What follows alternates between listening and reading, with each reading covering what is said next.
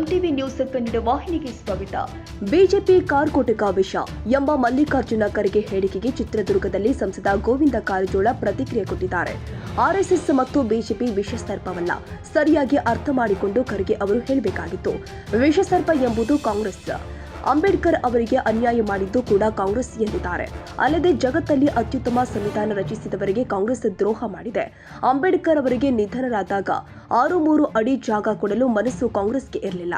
ದಲಿತರ ಹೆಸರಲ್ಲಿ 60 ವರ್ಷ ಆಡಳಿತ ಮಾಡಿ ಅಸ್ಪೃಶ್ಯತೆ ಜೀವಂತವಾಗಿಟ್ಟು ದಲಿತರಿಗೆ ಶಿಕ್ಷಣ, ಉದ್ಯೋಗ ಕೂಡ ಕಾಂಗ್ರೆಸ್ ನೀಡಲಿಲ್ಲ ಅಂತ ವಾಗ್ದಾಳಿ ಮಾಡಿದ್ದಾರೆ.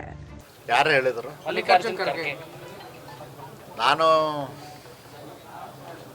ಅಖಿಲ ಭಾರತ ಕಾಂಗ್ರೆಸ್ ಅಧ್ಯಕ್ಷರಾಗಿರ್ತಕ್ಕಂಥ ಮಾನ್ಯ ಶ್ರೀ ಮಲ್ಲಿಕಾರ್ಜುನ ಖರ್ಗೆ ಅವ್ರಿಗೆ ಹೇಳಲಿಕ್ಕೆ ಬಯಸ್ತೀನಿ, RSS ಮತ್ತು BJP ವಿಷಸರ್ಪ ಅಲ್ಲ. ಸರಿಯಾಗಿ ಅರ್ಥ ಮಾಡ್ಕೊಂಡು ಹೇಳಬೇಕಾಗಿತ್ತು. ವಿಷಸರ್ಪ ಅಂತಕ್ಕಂಥದ್ದು ಕಾಂಗ್ರೆಸ್. ಡಾಕ್ಟರ್ ಬಾಬಾ ಸಾಹೇಬ್ ಅಂಬೇಡ್ಕರ್ ನಮ್ಮ ದೇಶದಲ್ಲಿ ಇಡೀ ಜಗತ್ತಿನಲ್ಲೇ ಒಂದು ಅತ್ಯುತ್ತಮವಾದಂಥ ಸಂವಿಧಾನವನ್ನು ರಚನೆ ಮಾಡಿರ್ತಕ್ಕಂಥವ್ರಿಗೆ ಮಾಡಿರ್ತಕ್ಕಂಥ ದ್ರೋಹ ನೆನಪು ಮಾಡ್ಕೊಳ್ಬೇಕು. ಖರ್ಗೆ ಅವ್ರಿಗೆ ನಾನು ಹೇಳಲಿಕ್ಕೆ ಬಯಸ್ತೇನೆ, ಡಾಕ್ಟರ್ ಬಾಬಾ ಸಾಹೇಬ್ ಅಂಬೇಡ್ಕರ್ ದೆಹಲಿಯಲ್ಲೇ ನಿಧನರಾದಾಗ 6 ಅಡಿ 3 ಅಡಿ ಜಾಗ ಕೊಡಲಿಕ್ಕೆ ಅವ್ರ ಮನಸ್ಸು ಇರಲಿಲ್ಲ.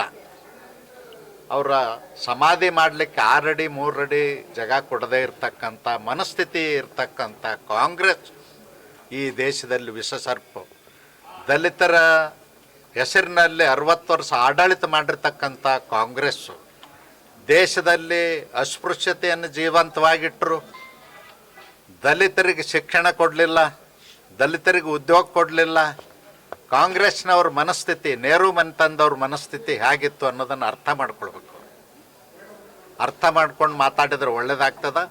ಖರ್ಗೆ ಅವ್ರಿಗೆ ನಾನೊಂದು ಆಹ್ವಾನ ಕೊಡ್ತೀನಿ, RSS ಹೆಡ್ ಕ್ವಾರ್ಟರ್ ನಾಗ್ಪುರ್ಗೆ ಬಂದು ನೋಡಲಿ ಅವರು, ಆಮೇಲೆ ಮಾತಾಡಲಿ.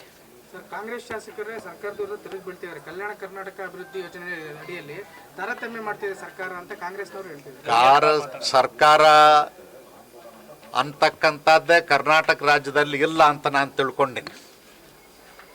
ಕಾಂಗ್ರೆಸ್ ಸರ್ಕಾರ ಅಧಿಕಾರಕ್ಕೆ ಬಂದ ಮೇಲೆ ಪ್ರತಿಯೊಂದು ವಿಧಾನಸಭಾ ಕ್ಷೇತ್ರಕ್ಕೂ ಅಭಿವೃದ್ಧಿ ಬಗ್ಗೆ ಅನುದಾನವನ್ನು ಬಿಡುಗಡೆ ಮಾಡಬೇಕು. ಆದರೆ ಕೇವಲ ಕಾಂಗ್ರೆಸ್ ಶಾಸಕರಿಗೆ 25 ಕೋಟಿ ಅನುದಾನ ಬಿಡುಗಡೆ ಮಾಡಿ ಇನ್ನುಳಿದಂಥ JDS ಶಾಸಕರಾಗಿರ್ಬೋದು, BJP ಶಾಸಕರಾಗಿರ್ಬೋದು, ಅಥವಾ ಮತ್ತು ಇನ್ನುಳಿದಂಥ ಯಾವುದೇ ಶಾಸಕರಾಗಿರ್ಬೋದು, ಅವ್ರಿಗೆ ಅನುದಾನವನ್ನೇ ಕೊಟ್ಟಿಲ್ಲ. ಹಾಗಾದರೆ ನಿಮಗೆ ಆ ಕ್ಷೇತ್ರಗಳ ಅಭಿವೃದ್ಧಿ ಬೇಡ, ಆ ಕ್ಷೇತ್ರಕ್ಕೆ ದ್ರೋಹ ಮಾಡ್ತೀರಾ, ಆ ಕ್ಷೇತ್ರದಲ್ಲಿ ನಿಮ್ಮ ಪಕ್ಷದ ಅಭ್ಯರ್ಥಿಗಳು ಗೆದ್ದಿಲ್ಲ ಅಂಥೇಳಿ ಇಂಥ ದ್ರೋಹ ಮಾಡ್ತಕ್ಕಂಥ ಸರ್ಕಾರ ನಾನು ನೋಡಿರಲಿಲ್ಲ.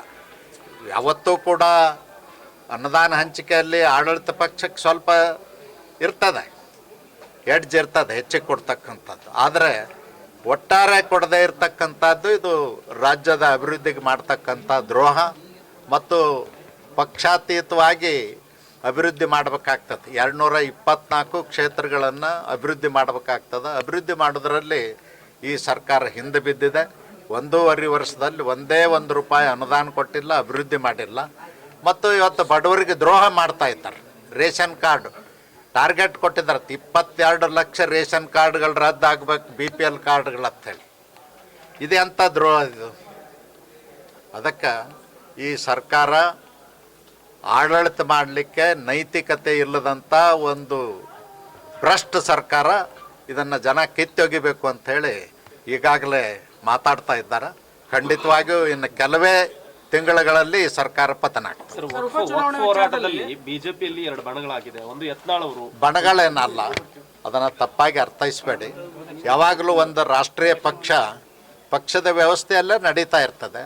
ಅದರ ವಕ್ಫ್ ಮಂತ್ರಿ ಜಮೀರ್ ಅವರು ಬಿಜಾಪುರಕ್ಕೆ ಹೋಗಿ ಅಧಿಕಾರಿಗಳಿಗೆ ಕೆಟ್ಟ ಸೂಚನೆಯನ್ನು ಕೊಟ್ಟ ಮೇಲೆ ರೈತರ ಹೊಲಗಳಿಗೆಲ್ಲ ವಕ್ಫ್ ಆಸ್ತಿ ಅಂತ ಬರೀರಿ ಅಂತ ಹೇಳಿದ್ದು, ಹಿಂದೂ ಶ್ರದ್ಧಾ ಕೇಂದ್ರಗಳಾಗಿರ್ತಕ್ಕಂಥ ಮಠಗಳನ್ನು ವಕ್ಫ್ ಆಸ್ತಿ ಅಂತ ಮಾಡ್ರಿ ಅನ್ನೋದು, ದೇವಾಲಯಗಳನ್ನ ವಕ್ಫ್ ಆಸ್ತಿ ಅಂತ ಮಾಡ್ರಿ ಅನ್ನೋದು ಸುದ್ದಿ ಆದಾಗ ಬಸನಗೌಡ ಪಾಟೀಲ್ ಯತ್ನಾಳ್ರೆ ಮೊದಲು ಅದನ್ನು ಅಬ್ಜೆಕ್ಷನ್ ಎತ್ತಿದವರು. ಆಮೇಲೆ ಪಕ್ಷದ ವತಿಯಿಂದ ನನ್ನ ಅಧ್ಯಕ್ಷತೆಯಲ್ಲಿ ಒಂದು ಸತ್ಯ ಶೋಧನಾ ಸಮಿತಿ ಮಾಡಿದಾಗ ಸ್ಪಾಟ್ ವಿಸಿಟ್ ಮಾಡಿ ಮಠಗಳಿಗೆ, ಮಂದಿರಗಳಿಗೆ, ರೈತರ ಹೊಲಗಳಿಗೆ, ಊರುಗಳಿಗೆ ವಿಸಿಟ್ ಮಾಡಿ ವಸ್ತುನಿಷ್ಠವಾದಂಥ ಸತ್ಯ ಶೋಧನೆ ಮಾಡಿ ವರದಿಯನ್ನು ಈಗಾಗಲೇ ನಮ್ಮ ರಾಜ್ಯ ಅಧ್ಯಕ್ಷರಿಗೆ ಕೊಟ್ಟಿದ್ವಿ ಮತ್ತು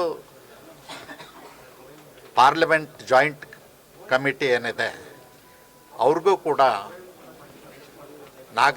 ನಾಗಲಾಂಬಿಕಾ ಪಾಲ್ ಅವ್ರಿಗೂ ಕೂಡ ನಾವು ವರದಿಯನ್ನು ಕೊಟ್ಟಿದ್ದೀವಿ. ಅದರ ಮೇಲೆ ಈಗ ಚರ್ಚೆ ನಡೀತಾ ಇದೆ.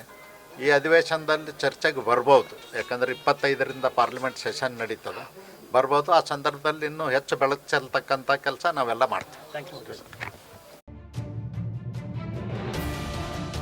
ತಾಜಾ ಸುದ್ದಿಗಾಗಿ MTV ನ್ಯೂಸ್ 24/7ಗೆ ಸಬ್ಸ್ಕ್ರೈಬ್ ಮಾಡಿ ಮತ್ತು ಬೆಲ್ ಐಕಾನ್ ಅನ್ನು ಒತ್ತಿ. ತಪ್ಪದೇ ಲಿಂಕ್ ಶೇರ್ ಮಾಡಿ.